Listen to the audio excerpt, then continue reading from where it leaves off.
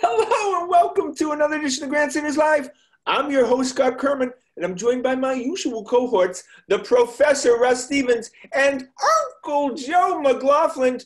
JP's first son, Tim Hoey, hopefully will join us very shortly. Well, boys, we have another great show for you tonight, so let's get it started. We start with the Boston Celtics. Tomorrow is trading deadline day. Seems like we've been doing this show for over 6 years. Every year, we talk about the trading deadline, talk about what Trader Danny will do, and ultimately, Russ, he does absolutely diddly squat. Well, in the last few years, he hasn't done anything at the deadline. You're right. He's made some big moves and, built this team through some pretty big moves, but those moves have not happened at the deadline. Yeah. Joe, talk of Marcus Smart going. I think if you were going to trade Marcus Smart, you should have. I wouldn't give up Marcus Smart in that trade, and I don't think they'll have to. Orlando wants younger players. They don't want Marcus really. They take Marcus, I'm sure, but they're more interested in either like Neesmith, Pritchard, or even please Romeo Langford, and he could be on their IR for the rest of his career. Yeah, Marcus Smart's not a guy you trade during the season. I mean, that first of all, you weaken your team when you get rid of Marcus Smart during the course of the season. That wouldn't help at all. Oh, Did I just come into the show in an alternate universe? Yeah, I know. I'm having trouble. He keeps doing this to us week after week. He keeps flip-flopping. Am I in a dream? The program just comes on, and I hear. I think I might have just had a minor stroke, Joe. Is my face drooping? Do you can see my face drooping? Look, I want Marcus Smart to be traded for the last 2 years. No, absolutely during the off season. But if you're trying to make a move to advance to possibly the finals this year, which is a pipe dream, you don't trade one of your key guys. This is not the time to trade a key guy in this team. What you try to do is trade future draft picks. As much as it pains me to admit, I agree with you, unless there's a serious player coming back. Like I wouldn't trade Marcus Smart to get Aaron Gordon back. But if you're trading Smart and you're getting a 24, 25-year-old guy who you think can be a building block for the future, then I would consider it. Yeah, Timmy, we talked about Marcus Smart for John Collins and Bogdanovich. And you said you'd do that deal. I would do it. I love Smart. I never want to trade Smart, but I don't think he's going to be here in a year and 2 months, though. Collins won't be here. He's just a rental. But see, if you trade Smart, Joe, you would be basically saying we're going to sign him. We're willing to pay him $20, $25 a year. Can they though? He's asking for a max. Can they? It means that you're trading Kemba. If you get John Collins, you basically means you're trading Kemba this offseason. Okay, as far as young players go, who truly – and I want to eliminate Rob Williams. I think we can eliminate him from the equation. He's not going anywhere. It really sounds like it's Pritchard, Neesmith, and Langford when you're talking about pecking order of who has value for the young players. Do you guys agree? Yeah, Time Lord 1, probably Pritchard 2. But they're not trading Time Lord, right? No, and I don't think they're trading Pritchard either. I mean, he could go in a deal. I would assume Neesmith 3 because he's an unknown. Probably Langford 4, Williams 5. We're all established. We're not winning the championship this year, right? No, we're not. We're not getting past the Nets. So we can't be trading for this year, right? We're trading. I agree. Next year, the year after. I mean, if your strategy, your ultimate outcome is that's how you have to look at it, right? So I mean, we're not trading for the next 2 months here. We're trading for. That's right.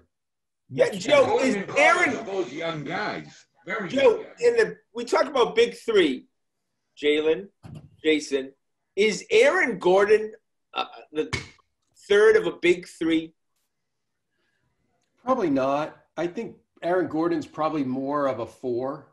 And, Kemba's supposed to be your 3, and it's just really unclear. I think, You know, unless he really starts to play better and can start to play back-to-back nights by the end of the season, I think the idea that Kemba's a number 3 is gone, right? Yeah, a max contract that can only play every other night, not a good investment.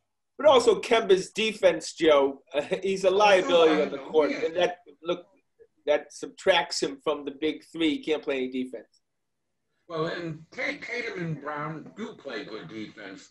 I got to give him credit as playing most of the, although Jalen's been a little off of late. Yeah, I think they're worn out, Joe. I mean, I think these guys are worn out. They're playing close to 40 minutes a night. Look, I think I'd rather see. Third wing would be nice. Having Aaron Gordon as a third wing would be nice. But when you talk about Harrison Barnes, you talk about Aaron Gordon, John Collins is the best fit for the Celtics right now. Yes. Oh, everyone agrees. But yes. So his contract's up. He's a rental. Right, but nothing precludes them from trying to get a deal with Collins right now, right? No. They can't. They can't extend him now. But he would be a restricted free agent, which means the Celtics would have the right to match any offer in the offseason for John Collins. And if they were to trade for John Collins, especially in a deal that costs them Marcus Smart, you would have to assume the Celtics will be prepared to make to match a contract to sign Collins. Right, which puts them in a good position, Timmy. So they obviously Wick would pay. You would assume Wick would pay the money for Collins. Does Collins get us to that level, the next level? He wants a max contract. That's what he's saying. He thinks he's worth a max contract. I'm not so sure he is. Well, he'd be the best fit. Bogdanovich would definitely the best fit. But Bogdanovich would be a good guy off the bench too. All of a sudden, he's what we wanted from Aaron Nesmith. You know, obviously it was too early for that. So you're looking around and saying, what is the formula that I have to put together to get past the Nets right now? And I don't know if such a math algorithm exists out there right now. Well, Timmy, that's a great point. I would suggest that they're injury prone. These are older guys, these 3, Harden, Kyrie Irving and Durant. What are the chances that they're going to go through 4 rounds and stay healthy? Yeah. So what's the window? What's the max window we give to those 3? Being together another year. So are we building for 2 years away from now to be king of the hill in 2 years? Look, it's a good question. I think you got to try to put the team together every year. That you go into every year positioned to win, to get into the finals and take advantage if Durant blows his Achilles again or Embiid gets hurt. Like you gotta, you at this point with the Celtics, I don't think you can afford to go into a 4-year rebuild because these guys. I'm not talking 4 years. I'm talking 2 years from now. I think that honestly, I don't think it would fly with Tatum and Brown. I think these guys are gonna. But you're counting on an injury. I mean, that's. No, you're not. I mean, it's like playing craps in Vegas. The odds are against you. You know what I mean? In some way, Brooklyn hasn't won anything yet.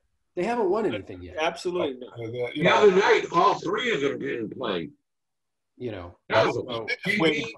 Kyrie, Harden. I mean, there's a few. LA. There's several juggernauts out there that we have to. We're just not ready for prime time against them. I totally agree. This year we're not ready for prime time, but I think you want to go into next year feeling like you've got a shot at winning a title. I mean, so the question is who puts us there? Like, what is the formula to put us there? I like the Collins move. And Tim, LeBron's hurt right now. KD's hurt right now. AD is hurt right now. Giannis is hurt right now. Embiid's hurt right now. There's a lot of the big stars in the league now are down, and they're out for not just a few days either. They're out for a while. And then coming back in the playoffs, that's always a tricky thing, coming off an injury in the playoffs. Look, what's hurt the Celtics is their terrible bench from last year. If they had any type of bench, they would have gone to the finals, and you never know what could happen. This year, again, they have 9 guys of the 17-man roster. They're calling it a 17-man roster this year. 9 guys who should not be in the NBA. And until you put some NBA players in the back of that bench, you're not going anywhere with any of the guys. So, Scott, you're saying it's not the front of the team. It's the entire back of the team that's dragging them into the mud.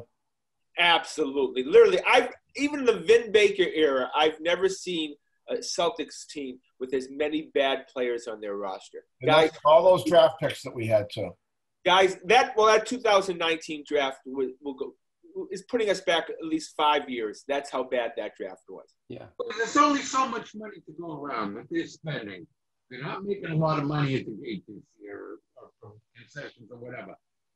And those guys don't make any money. All those second-round picks and late first-round picks, they're making a rookie minimum. That's fine. You're paying a lot up front. Max contract for Kemba, max contract for Tatum, close to a max contract for Jalen, a pretty hefty contract for Marcus. And, there's only so much money they can afford to carry at this time. So I would wait. Maybe next year will be better and we can cut some of that. That's a great point. At the end of the bench there. No, that's a great point, Russ. We don't have a middle class in the Celtics. We have one middle-class player. His name is Marcus Smart, and that's why he gets thrown into every single trade opportunity because he's got a contract that's, $13, $14 million.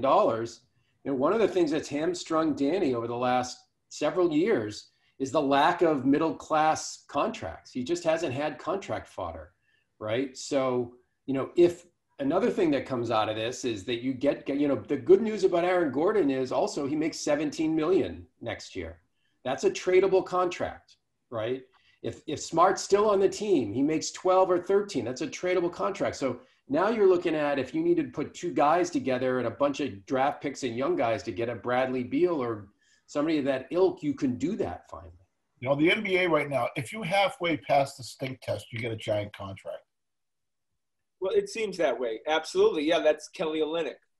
I mean, right. I wonder what Tyson's going to get coming off. He's had a pretty good season for a role player. Somebody's going to overpay Tice, but then again, somebody's going to get a nice player. He's a quality guy. It won't be the smelly Kelly, picking a pump. All right, this rumor this week, which was started, and I believe there was some smoke to it with the Brad Stevens going to Indiana because he did address it. Apparently, there was a team meeting. There was something to it. What occurred there that Brad Stevens may have been considering at the very least? My guess is that Brad Stevens didn't consider it for a second, but there was so much conversation about it that they had to address it. I mean, I think I sent you guys a text, like no NBA coach who's even remotely successful is going to leave the NBA to go to a college. I don't care what college or what, now Patino, Calipari, guys that wash out, they're happy to go back to college. But Brad Stevens is never going back to college. Why would he do that? Is there a gigantic – the pay is pretty similar, isn't it? It is, but it's a different lifestyle. They got to recruit constantly. They got to recruit he wants to – do you think Brad Stevens wants to be spending 95 days a year in the kitchens of 17-year-old kids, asking them to go to freaking Indiana University? What kind of life? College coach, you're 90% salesman, 10% coaching. Oh God, no. And Brendan's gonna kiss the ass of the alumni all day. Calipari fits that perfectly, right? I mean, yeah. They don't. No one has ever left the NBA. No successful coach has ever left an NBA job for a top college job. Yeah, it just hasn't happened. Speaking of jobs, how much pressure and how much is Danny's job on the line right now? I don't think so. Good question. I don't think so. He's just playing with the hand he's dealt. Is it? I don't think so. Should it be? It probably should be. Do I think that Wick would, give Danny another year or two, through next year and see what, and then Danny may just say, you know what, I'm going to move upstairs. I'll kick myself upstairs. I'll be the president of the franchise, but I'm not going to make the day-to-day decisions anymore. And Mike Zarin, my boy Mike Zarin makes the decisions. I could see him doing that. Yeah, I could see that absolutely. Yeah, especially if he doesn't make a deal now. Maybe it's just not in his DNA anymore. Maybe it's passed him by, because they said that what I read a rumor today is that rival GMs don't take Danny seriously with trades a lot. He just throws a lot of shit on the wall, and then he doesn't call again. Yeah, I don't know. Like I read that stuff though, Scotty. I've read just as many things from GM saying he's fine. Like, is he a wheeler dealer? Sure. You ask 30 GMs their opinion on any other GM, and 15 of them are going to tell you that the guy sucks, and 15 are going to tell you he's fine. You know, They might want his job someday. yeah. Look, here's what Danny Ainge has to do. He has to make some deal, even if it's a relatively minor deal. Because if he doesn't, he's going to be leaving his 2 stars hanging, right? Those kids cannot be playing 40 minutes a night in an attempt to get the Celtics into a number 5 seed, because you will burn some bridges with those guys. Those guys want to see you're doing whatever you can to help us win a playoff series. Also, they need a couple of new faces in that. They do. There's no Absolutely. question. Yeah, I mean, just a couple of guys that say, do you all want to go out to dinner? Right. After this, and drinks and stuff. Yeah, absolutely. Because I think look again, Timmy's boy Marcus Smart has a huge burden as far as that goes to keep this team together, and I think that's unfair for Marcus. And I just want to mention before we go to the Patriots, I like Marcus very much. I like his trade value far more than I like Marcus. All right, go to the Patriots. This breaking news from the Grandstanders live desk. Lawrence, all of our wishes come true. This is like the 2018 Boston Red Sox. Whenever we wanted something, they did it. Okay, we like Andrew's back on a team-friendly deal. Gotcha. Oh, hey, James White. Yeah, let's get James White. Oh, Lawrence guy. All right, Lawrence guy. This is just a remarkable week and a half. It seems like the Patriots played this market perfectly right now. I mean, other than the big giant elephant in the room, the quarterback situation, it seems like they were the masters of the free agent market this year. Well, accidentally on purpose. And that includes their own free agents that they really wanted to keep too. But a lot of that's luck. But also, it's the Patriots' way of saying to the McCourtys and to David Andrews, go see what you can get in the marketplace. Yeah. If you like us enough, come back. Maybe we'll match it. Maybe we'll not. And then clearly that's happened with Guy and Andrews. And White, they came back and said, "Yeah, we'll take the deal that you." They played their cards perfectly. Right. Yeah, some people have fixated on, well, they overpaid for Aguilar, or they overpaid for this guy or that guy. And to that, I would say, I don't really care, because you could argue like, okay, if you paid Aguilar $4 million less and still signed him, you could have gotten another player. Well, look, you could restructure someone's contract tomorrow and go get another player. Yeah, right. The guys they wanted for us. They wanted them. That NFL salary cap is just like it's like putty. They can just play it however they want. They didn't want Curtis Samuel. They put themselves in a very good position to get your elephant in the room too. Yeah. Because where the roster is in good shape now, and plus whoever they get in the draft to fill out the training camp and everything, now they do have the ammunition to move up to get Fields or Trey Lance or Mackion, whoever their guy is, or if they help San Fran move up, right, and they get Jimmy G. Right. They I don't know how they want to play the game, but any of like 3 or 4 scenarios, they can come up with the guy they want. Are we all waiting for like this giant bombshell to drop? Belichick's scheming something. This is a guy who has a plan A, a plan B, a plan C, and a plan D. Yeah, great point, Tim. Look, he didn't even sign James White today. He didn't re-sign James White to have Cam Newton as his quarterback. I mean, even small moves like that. Cam Newton is not going to be the starting quarterback in the New England. Look, I think he re-signed those. Look, here's the best thing about what they did is that, can you name a position other than quarterback that they absolutely have to get in the draft or the day during the draft, either as a trade or a draft pick? Is there any position where you say, oh my God, they're naked at this position, and if they don't come out of the draft process, whether it's a trade or drafting guys with X, Y, or Z outside of a quarterback, is there any position on the roster you saying that about, Jim? I know, it's almost like they could take the first half of the draft and give it away to get their guy. Yeah, which that's a great segue, Tim. Deshaun Watson, I don't understand what's happening. I don't know what happened. I wasn't there.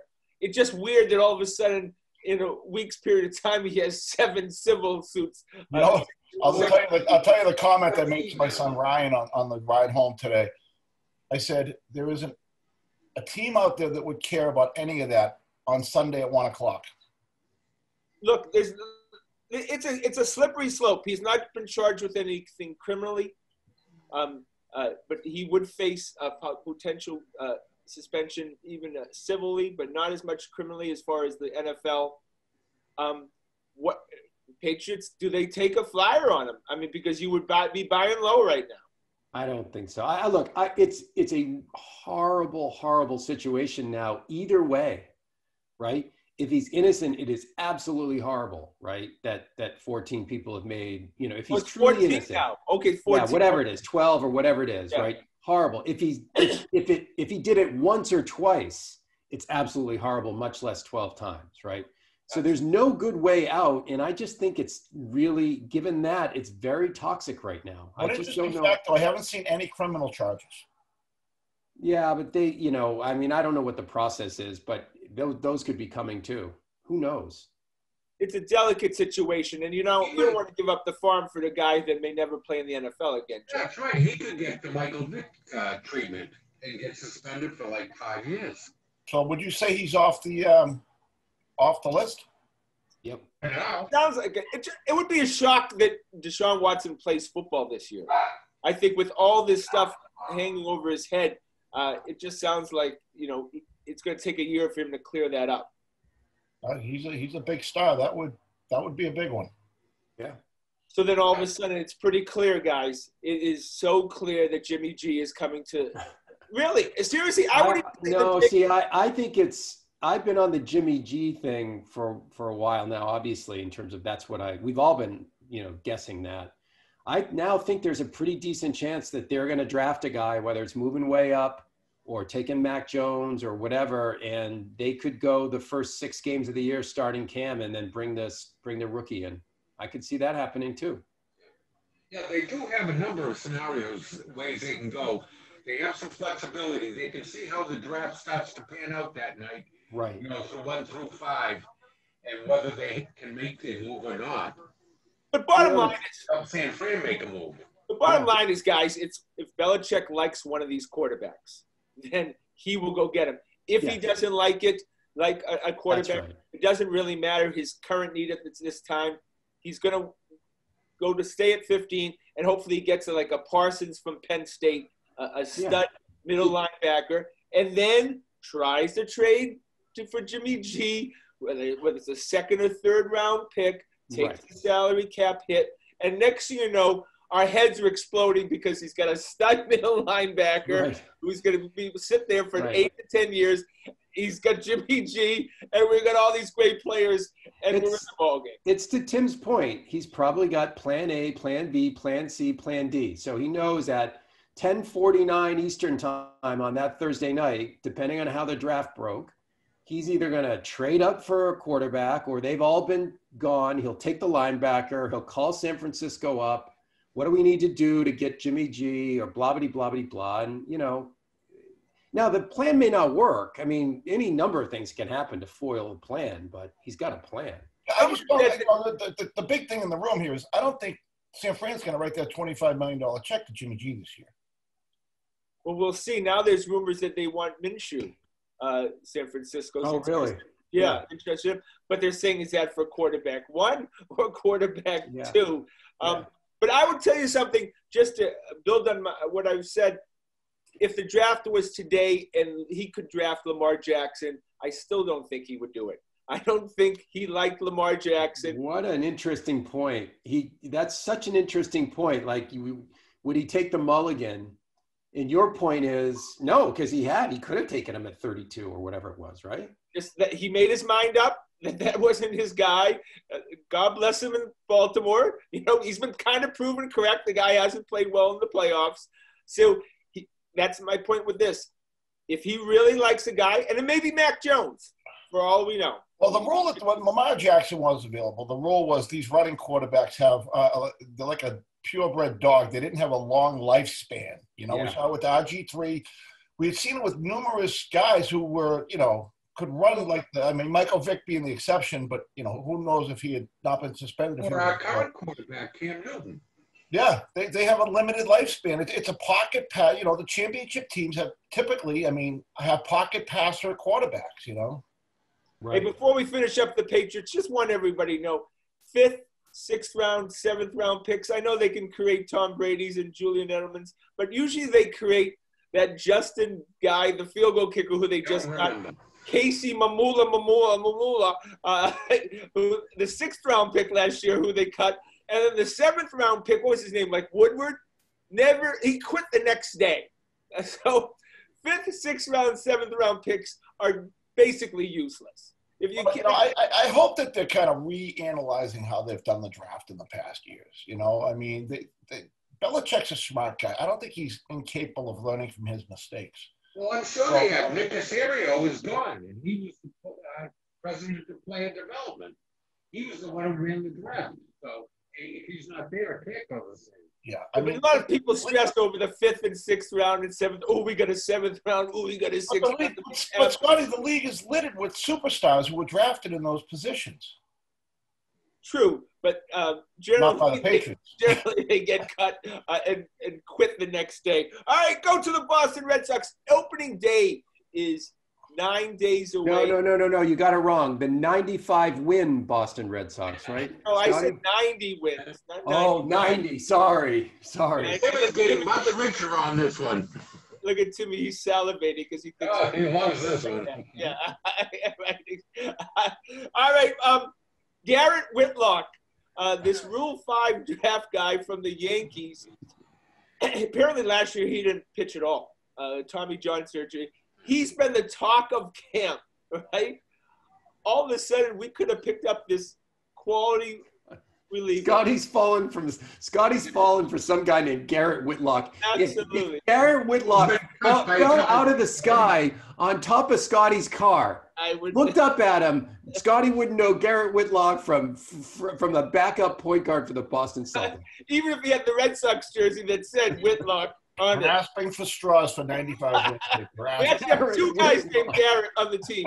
2. Have we ever had a guy named Garrett? Now we have 2 of them. And Garrett Richards and Garrett Whitlock. I just think it's a fun story. Look, I think the Red Sox are going to be good. Again, I truly believe they're going to win 90 games. I think that this offense is going to be one of the top 10 offenses in baseball. And you guys are going to all be eating humble pie. I hope so.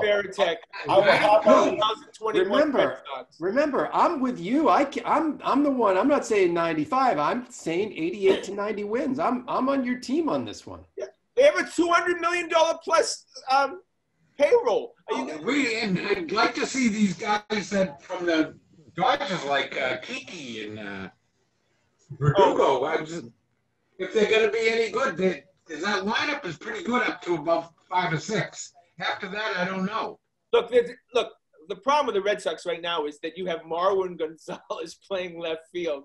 I mean, that's kind of ridiculous. You have Kiki, Hernandez. He's lead up. Yeah, in my hate meter, of course, Alex Cora is number 1. I mean, he's actually 1A, 1B, 1C. 2 is Matt Barnes, and then 3 is Kiki Hernandez.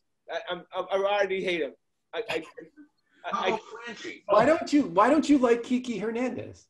As you know, I'm a Dodgers fan. That's my National League team. I just get depressed that I'm not in Section 8 anymore, and I don't get to listen to this 4 nights a week. You know what I mean? Hopefully, we'll upgrade to nicer sections. We'll buy standing room only seats, and then we'll be sitting next to the on deck circle. So that's just my bastion of hate for that. 12.5% of the of fans can come. How long do you think that lasts? As longtime season ticket holders, I'm going to tell you by week 2 they'll have at least 50%. Right. You guys agree? Yeah.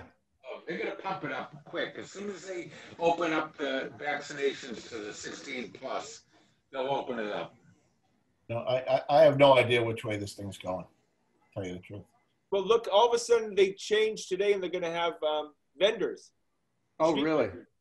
Yeah, they're going to, Scotty. They're going to be very aggressive about getting people in there. And once they just all the sports are going to try to be as aggressive as, especially the outdoor ones. I mean, they'll be able to fall back on the whole outdoor thing in Fenway. To be honest with you, I felt that basketball and hockey did all right. It translated. It was entertaining without fans. And I was actually surprised by that. I thought basketball was very fan-driven. But that was a nice product that we watched during the playoffs during this year. But baseball died on the vine without fans. Awful. Even the World Series seemed like spring training.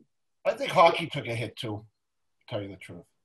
Yeah, but hockey's good to me with the sound effects. I didn't mind watching hockey at all. I liked watching hockey. They don't do a lot with the interaction with the fans as far as the television broadcast. Basketball does a lot. Yeah. Hockey doesn't do much, but baseball is everything. And, just that background buzz, that noise that we're so used to. That I know they try to pipe it in, but they couldn't recreate that. No. All right, boys, go to the Bruins. COVID hits the Bruins. I'm actually shocked. I know this is a political thing, but I would have had no problem, to be honest with you, especially a few weeks in, for the athletes, the professional athletes of the four major sports are getting vaccinated. Seriously, I would have had, look, we're talking about 100 million vaccinations. If you want to vaccinate a couple of thousand guys so we can be entertained in the country, I would have had no problem with that. What's your guys' feeling? Scotty, I agree with you because, our city, especially Boston, we're sports crazy. You know what I mean? And the city the lifeblood of this city, or at least for quite a few of us, is on our sports and going to our sporting events. We're a winter city, so we're driven to go to the Bruins and the Celtics and things like that. And, it's more of the friends that I can say, watch the Bruins every night and watch the Celtics every night, I don't think you can do it because it'd be a slippery slope, because then the colleges would say we want all our athletes done. And you know how people in Alabama, Tennessee, they want theirs done. And then if the pros get done and the colleges get done, everyone would be saying, my high school kids should be done so we can play high school football or we can play high school basketball. It would just be. But it's weird, if you took all the pro teams in Boston, you might have 200 people. You know what I mean? And that's it. Yeah, I mean, it's a delicate matter in the sense that I think the administration would have loved to see the NBA and the NBA players step up and get vaccinated publicly, and the NHL players and the NFL players, because it models a behavior that they really want the rest of the population to follow. I think the commissioners in those sports and a lot of the team owners didn't want to cut the line. And by the way, there's also a bunch of players who don't want to get vaccinated still. There's quite a bit of the population that's anti-vaccination. Yeah. So.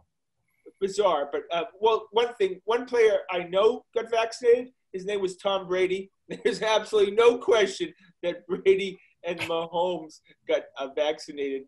They were too happy. The Bruins, I mean, look, COVID's affected them. Obviously, how does this affect them moving forward? Is the break, I think maybe the break was welcome. Yeah, they were hitting a little dead spot with that. They just went on a scoring lull, and they seemed like they needed to take a pit stop and kind of restart. That Tuca was hurt. It was, they had some problems. What? They had to bring up the kid from Providence. It's a timely break for them, I think. Yeah. And this is a team that we still think that can compete for a cup. I do, yeah. I tell you, though, hockey wears on you, man. It's a tough sport, I mean, every guy out there by the end of the season has bumps and bruises everywhere, I mean, so a little break, I think it's welcome for them. Yeah, go ahead. They just got to get better 5-on-5, Timmy. I mean, this is just like the oldest freaking story it's like a old wives' tale. Like Bruins don't have enough 5-on-5 scoring. I know. They got a bunch of guys up and down the wing and grind and everything, do everything but put that puck over the red line. Yeah. Brutal. Those goal scorers are diamonds. When you get Pasternak, that first line, they're gold, you know what I mean? Yeah. Why can't Pasternak seems like the only guy on the team that can score? It's bizarre. And all the teams know now, shut down the first line, and you got the Bruins beat. Yeah. All right, boys, that's our show for tonight. Want to thank everyone behind the scenes. Of course, Corbin, want to thank the fellas. Please check us out on our website at thegrandstanders.com and tune in again next Wednesday night at 6:30 for another edition of Grandstanders Live. I'm your host, Scott Kerman. Have a great and happy night.